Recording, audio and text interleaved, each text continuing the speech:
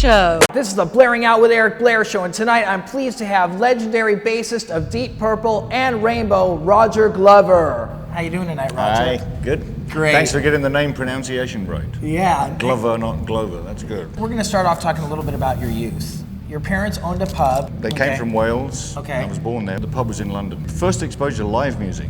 You know, I mean, I heard the radio and television had been invented, but I didn't see it until I was about this high. You know, didn't have electricity until I was about that high. So that's true. Really?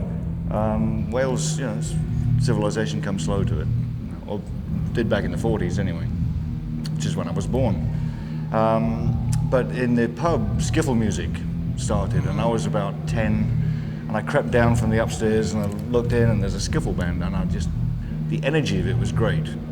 And that's really what drew me to it, because all the music up until then was kind of boring. You know, it was all singing, you know, crooners and big bands. For those who don't know, skiffle, it was with the acoustic guitars, and it's what the Beatles were first into, correct? That's right, that's right. It's a bit like, in America, it's a bit like jug band music. Okay. It's homemade music. Yeah, lots of mandolins, guitars, homemade percussion instruments, a lot of hooping and hollering, and hey, sing along with the chorus, and you know, it's just energy music. Yeah. And that's what ignited me, in fact. It was great. Very close after that came rock and roll. I mean, I'd say about 2 years, 18 months to 2 years. And then Bill Haley happened in England, and then Elvis Presley, Little Richard, Chuck Berry, and the world's never been the same since. How were you exposed to like Elvis and Bill Haley and the Comets? And I mean, by that time you were listening to the radio? Yeah, I didn't have a record player. Well, I did eventually. My friend had one. And I remember going around his house one afternoon, I believe it was a Tuesday after school, and he just got the new Elvis Presley, Jailhouse Rock. And he had a little record player, and we put it on, and both of us kneeling on the floor, you know, as close as we could to the speakers. I went, wow, put it on again, you know. And honestly, we must have played it 20, 30 times. You know, before we even turned it over to see what the other side was. Yeah. They were very exciting times. To get excited about music is a great thing. Now, what led to your fateful encounter with the bass guitar? Now, I'd heard that you picked up guitar first and then went to bass after that. Yeah. I mean, after I learned to play an E, an A, and a D, had trouble with an F, because that was a bar thing, you know. I was desperate to get in a band. I saw my first band in school, and a couple of guys in my class, you know, they could play more chords than I could, or one of them had a nicer guitar than I said, well, I'll take the 2 top strings off my guitar and I'll be the bass. And it was just a very simple, flippant decision, you know, not realizing, of course, that was one of those moments you look back to and go, wow, that charted the whole course of my life right and there. You fell in love with it. I did. It's, you know, it's easier to play initially. You know, it's just as difficult to be a good musician on any instrument as any other instrument. So, but initially you can just go dum, dum, you know, it's one note as opposed to all these working out where all these fingers go. Yeah, you know? exactly. And you can fake a lot on the bass as well. You can just make a sort of bass noise. If you don't know the right note, you can, you know, it still feels like there's something there, you know. So, but that's skiffle for you.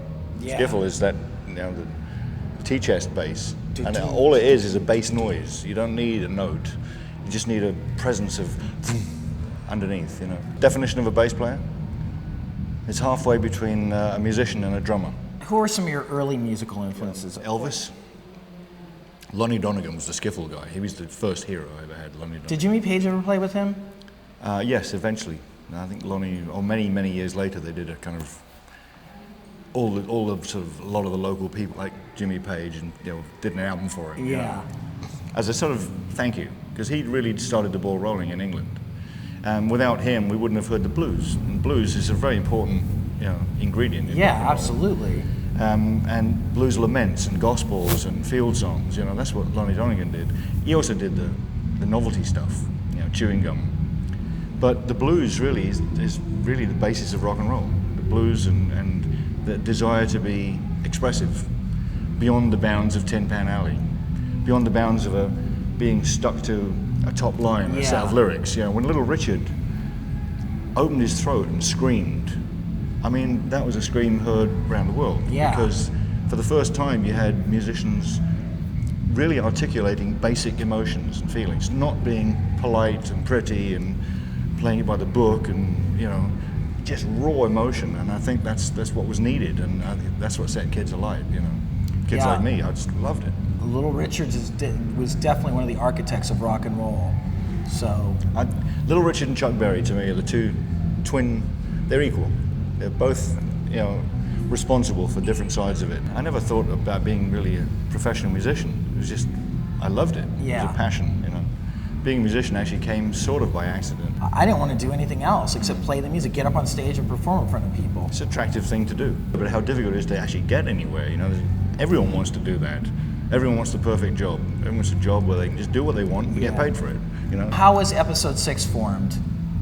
At school, a couple of bands in school joined together, and we had gigs. We started off playing school gigs and church, socials and youth clubs, and we got, we were doing cover. We were a top 40 band.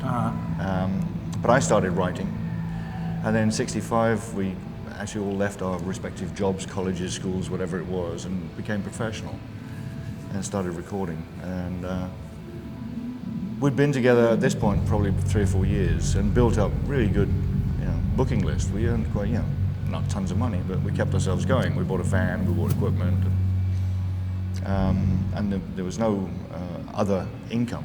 So all our gigs actually had to go to pay off the payments. After about 9 or 10 singles and a lot of experience, Episode 6, we became, a pretty polished road band. And we had a couple of changes, and Mick Underwood, a drummer, became a connection to Ritchie Blackmore, which became the end of Episode 6 and the beginning of Ian and I's involvement in Purple. She called him, because he used to be in a band with Ritchie. Okay. And Ritchie... The Outlaws? 68, it was the Outlaws. Okay. Yeah. 68, Purple formed, and they had a huge hit with Hush and a couple of tours, but they weren't happy as a band. They were looking for something else. I don't think they even knew what. It's just they didn't like what they had. And so after the second American tour, Ritchie called around to all his friends, I guess, and said, "Hey, I'm looking for a singer. And do you know anyone?" It's like you do, the grapevine, Yeah. And he happened to call Mick, and I don't know whether Mick realized that Episode 6 was on its last legs, or whether it was just a very good offer. He said, "Well, come and see our lead singer." Yeah. Which is crazy. Which is, Usually suicidal. You hold on to them, yeah. Suicidal, but we had been struggling for years, and we had, we'd got a level of respect, but no success. Yeah. So they came and saw us. Ritchie got up on stage and had a jam. I didn't meet them that night. They weren't looking for a bass player, as far as I knew at that point. It was just a few days later, after Ian had accepted their offer, and Episode 6, we'd had a meeting about, we're going to replace our lead singer again, and I'd become a songwriting partner. In fact, I'd started out being the main songwriter, and I asked Ian to write with me because he wrote all these silly little poems, and he was funny with words. I said, "You should write lyrics." He went, "Nah, I'm not songwriting this for sissies." And he constantly thanks me this day that I talked him into it. Yeah, publishing. But we joined as a team, really, and Ian called me up and said they're looking for a bass player as well. Bang, How was that for you? Tough, actually. It was tough to leave Episode 6 because we'd been through so much together. You get a kinship, if you struggle together. Yeah, I know. And you overcome all these odds and depressions and letdowns, then it's hard to make a cruel decision. But it was one of those things that I felt I had to do. It was like an instinct. And what was the atmosphere in Purple when you joined? I mean, you have to get used to these new people. I mean, was it instantaneous bonding, or was there a period John Lord came across as the absolute ultimate gentleman. Okay. And charming beyond. I couldn't imagine meeting anyone who's put me more at ease. He was lovely to me. Ritchie was, little funny at first. I couldn't quite make him out, but he had a great sense of humor, and he played great. And Ian Pace was, pretty much, I know him now as much as I did then. Well, I exaggerate slightly, but he is what he is. He's just a great drummer, a real friendly guy, and so there was no, it wasn't difficult. I was shy, I didn't want to open my mouth too much, but then of course I did. And I realized when we started writing songs, I mean, the first rehearsal, they started playing a song. I thought, oh, I don't know this song. I don't know what key it's in, you know, I'm trying to figure out. No one knew what it was. It was a jam. Now, this is something new to me. I'd been in a band where you learned every verse, chorus, solo, riff, arrangement, and that's how you played it every night. And here's this band just making it up as they go along, you know.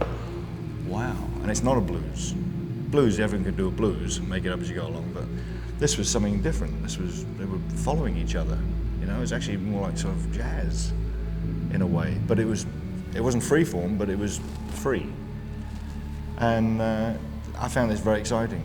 You know, I realized I was in a band where the level of musicianship was just way up, you know. But writing for them became fairly easy because I could just come up with an idea and they'd play it. Whereas in my old band, you know, my writing went a little unnoticed at times. Jumping ahead, how drastically did the success of Machine Head and the Made in Japan, how drastically did that change your life? I mean, you had success with In Rock, of course. That was a huge album for you guys, but Machine Head and Made in Japan made you like gods. It didn't feel that way, actually. I knew we were getting big and we were selling records, and certainly by '73, I knew we were a pretty big band in the world. We didn't have time to think that much about it. Certainly the first 2 years were spent paying off our debt. I don't think, it wasn't until Fireball came out that we actually started making any money. And that's usually the measure of how you measure success, is sales, success. Yeah. So on a personal level, it didn't change much. I mean, I bought my first car, moved into my first very modest house, but it didn't feel like we were, lords of the universe or anything. It's only looking back in it you realize that what actually happened to us then. But I think we were blissfully unaware of it. Oh, I was. But you were enjoying yourself during this whole period, or? Sure, it was a complete change of life for me. I'd been on the road and been on stage a lot, but I was still basically country boy at heart. Yeah. Still shy, and '70s just was touring America, big buses, groupies, drugs, parties. Isn't it great? Just, man, And it was a good time for that to happen, and too. it was. I'm very pleased I lived through that. Yeah. Time, by the time '73 came around, though, that kind of that really didn't matter much because there was such a bad feeling in the band. And you can't look into the future and see where things are going. And you can look back now with hindsight and go, oh God, what a fool I was. Yeah. Also, when you're younger, your brain's working a little different. Yes, wide up wrong. Why did you leave Deep Purple? I mean, they were at that time the biggest band in the world, and I guess Ian wanted to leave first, correct? Yeah. He gave his notice. He gave his notice, and no one argued with him, and that's what hurt him. He told me later. So no one said, "Hey, Ian, what do you mean you want to leave? Come on, man. That didn't happen. You want to leave? Okay, go." That was what he got. Not from me, really, That's but from the management. Yeah. And I didn't know I was leaving. I found out I was leaving. Oh, really? It was a kind of political thing. Richie was going to leave too. Pacey was going to leave. In fact, it was only down to me and John left in the band at one point, theoretically. We were still together. And the management said, you can't let this happen. This is ridiculous.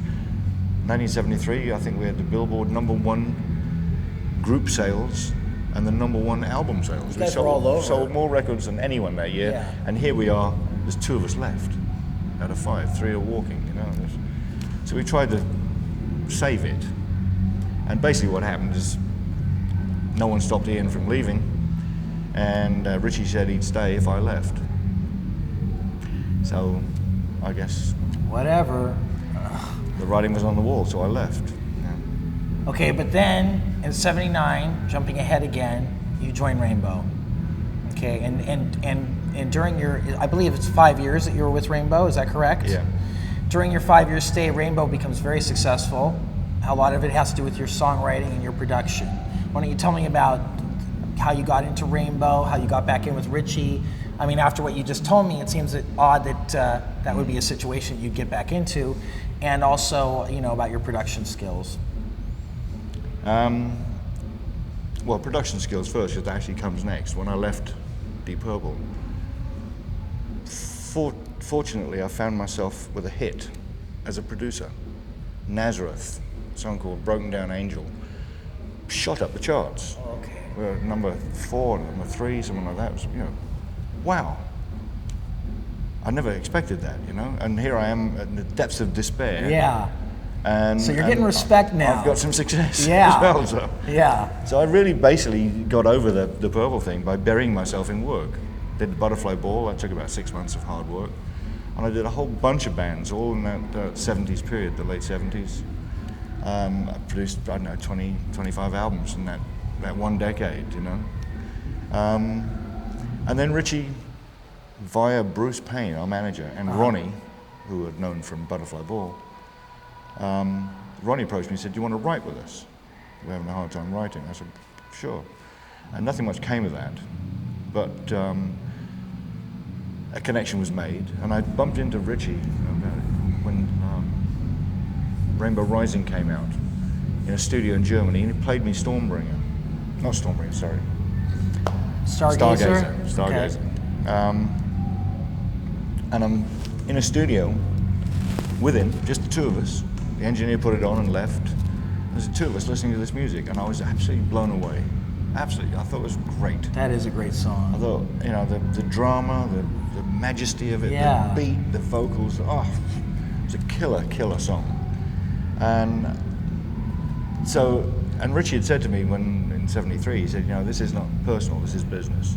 They were the only words he said to me about my departure of Deep Purple. So I took him at his word. At least he was honest, you know, he was honest with me. So when he wanted to work with me again and I got offered the production of Rainbow, I said, that's a good career move. Why should I let, you know, past acrimony get in the way of my career? Yeah, it's my absolutely. life.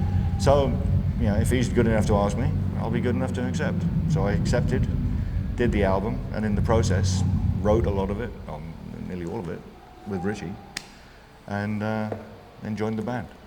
So now Graham Bonnet was chosen as the singer for Rainbow at that point. How did you like Graham Bonnet's singing? Phenomenal voice. And we were in a strange situation. We actually started the album without a lead singer. Wow. So we were flying people we were in France, in an 11th century castle. Are you allowed to say who some of the people you were flying in were that didn't make the cut? Can't remember. Can't remember? One guy, the guy who eventually was in Crocus, Mark Storaci. Oh, really? He was one of the guys that came in. Wow.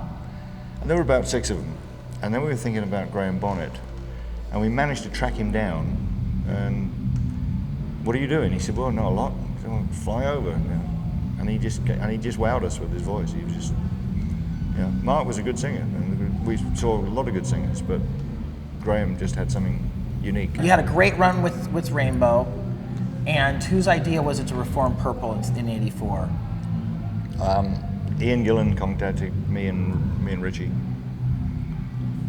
and said, "I've been talking with Lordy and Pacey, you know, fancy it?"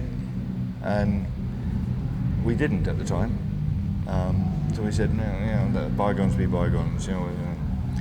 But within a year, and during that year, Ian Gillan went off and joined Black Sabbath. You know, when eventually Ian talked us into at least considering it, we all got together, and we said the first thing we have to do is make some music to see if we still can make music before we talk about anything else. So we went up to a place in Vermont, to Stowe, Vermont, basement of a house, a ski house, and just first jam, looked around, everyone was smiling. It just felt great. And that's where we did Perfect Strangers, that very basement. That was a great album. Great album. It was a lovely time for us. It was a magic thing. It was like being back in your family. Now you're on tour with Dio and Scorpions. How's that been for you? Really good tour. You know, America's a place that we haven't really been a lot in the last 10 years.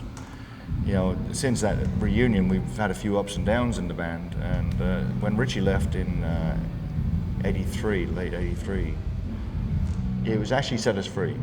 It set us free. Steve Morse joined, and the band was rejuvenated. And I think the last 9 years have been spent actually building up people's confidence in us after you know, having seen us through a decline for a while. And this is just the culmination of that, you know, just going on the road with 3 really great bands. Scorpions are a killer, they're a great walloping riff master band, you know. Dio's at the top of his form, has a great band with him right now. And you know, we've been touring constantly. We love it. We love performing. Don Airy is our new man. John retired. Oh, really? In February. Oh, so Don Airy's on tour with you right now? Don Airy's our new keyboard player. Awesome. And he's working out great too. What's next for you? I got a solo album called Snapshot coming out in September. Any guest stars on that? Yeah, but you'll have to get the album. Okay, good. Now we're off to Germany, England. We start recording for the next album in October. I think South America, and then new album will be out next year. Well, Roger, it's been great talking to you. Thank you, man. Right on. There you go. Thank you, man. This is a Blairing Out with Eric Blair show with Roger Glover signing off. Bye-bye. Bye. The Blairing Out Show.